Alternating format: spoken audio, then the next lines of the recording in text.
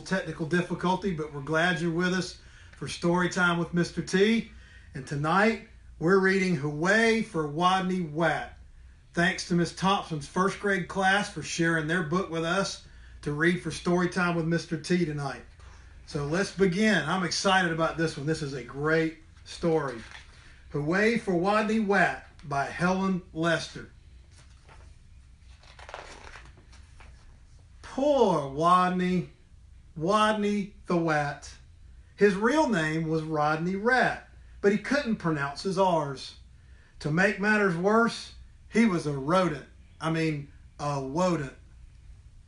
Look at Wodney, sitting on his bed. "What's your name, Wodney?" asked the other rodent friends.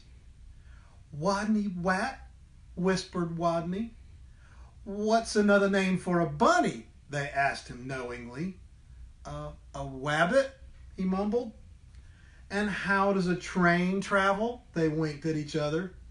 "A twain twavels on twain twacks," Wodney replied miserably.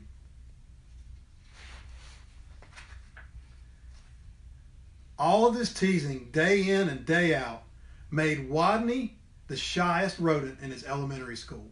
His squeak could barely be heard in class. He gnawed lunch alone, all by himself.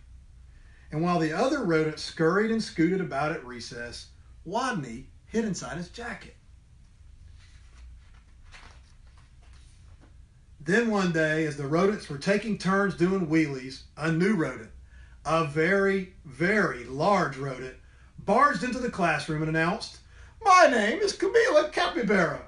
I'm bigger than any of you, I'm meaner than any of you, and I'm definitely smarter than any of you." Then she added, "So there," stomping her foot. With that, she accidentally, on purpose, elbowed an ear, bumped two knees, bumped two noses, stepped on three tails, and lay down on a desk. Fur prickled in fear through the classroom. She sure was bigger than any of them. She sure looked meaner than any of them.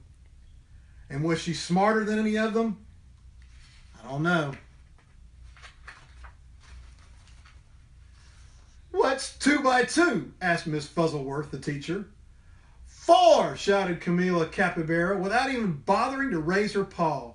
"And furthermore, 4 plus 4 is 8, 8 plus 8 is 16, and 243 plus 125 is 368. Later, when Miss Fuzzleworth asked, "What's the capital of?" Camilla interrupted quickly. "New York, Albany, population 295,594. Such a smarty pants, they thought. And during science, in answer to the question, "What part of a plant is below the ground?" Camilla Capybara danced on her desk and sang, "Root, root, rooty toot toot." Yup, they all thought, the other rodents. She's smarter than we are too. They felt very, very uncomfortable. Camilla doesn't sound like a nice rodent. Every afternoon, just before the final recess, Miss Fuzzleworth drew a name for from her hat to see who would be the leader for their favorite game, Simon Says. She scrunched her eyes closed and jiggled the hat. Would she draw the name of Harry the hamster, or Minnie Feet the mouse, or Grizzle Fizz guinea pig? Could it be big, mean, smart Camilla Capybara? Miss Fuzzleworth's paw reached in, pulled out the name of guess who? Wodney the Wat. The bell rang, there was a wild scurry for the door, and Camilla Capybara ran so fast she was the first on the playground, having trampled the entire class on her way out. Doesn't look like a very nice rodent again. To Wodney, she looked especially scary. What would she do when she heard him speak in his quiet little voice? Breathe capybara breath in his face? Or tie him up in his own tail? Or even pounce on him, squishing him flat? The sign says PS 142 Elementary School for Rodents. And there sits Wodney beside the sign. The tiny, trembling leader of the game stood before the eager players, his head stuffed well inside his jacket, and he squeaked, "Wodney says, weed the sign." While the other rodents read, "P.S. 142 Elementary School for Rodents," Camilla began pulling up the weeds around the sign and wildly flinging them hither and yon till she was clear up to her teeth in dirt. The other rodents began to smile and chuckle. Wodney says, "Wap your paws around your head." He peeked a little peek out of his jacket, and he saw, whap, whap, whappity slappity whap. Camilla was whapping her paws around her head so hard she became dizzy, gave herself a headache, and had to sit down. The other rodents couldn't help giggling and laughing.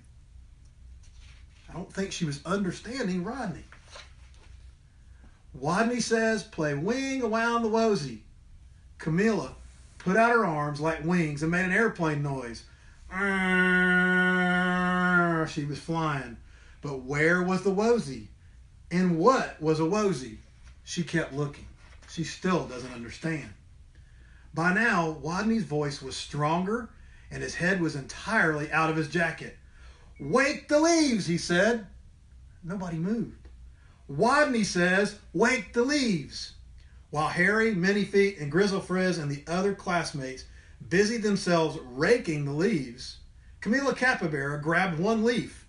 "Wake up," she yelled. "Wake up." The leaf wouldn't listen. She snatched another. "Come on, you. Wake up, up, up." And another she yelled to, "Rise and shine." And another, "Boo." By now, all the other rodents were squealing with laughter, all but Camilla, who frowned. "Stupid leaves, they won't wake up." "And why was everyone laughing at me? They're such bullies," she said. In a voice so strong he had to hold his own ears, Wodney called out, "Wodney says, go west." The rodents collapsed in a happy heap for a rest. "Go west," said Rodney. Camilla Capybara did just that, and feeling very smart that she could tell directions by the sun, said, "All right, I shall go west." And then she added, "So there." West she stomped off. Forever she was gone, walking in the west. And from that day on, the pupils of P.S. 142 Elementary School for Rodents never, ever teased Wodney again. He was their hero. "Hooray for Wodney the Wat," they cried. "Woot, woot, wooty toot toot." The end. I hope you enjoyed your story about Wodney. Stay tuned in 2 more weeks and we'll be back for another story time with Mr. T. Thank you.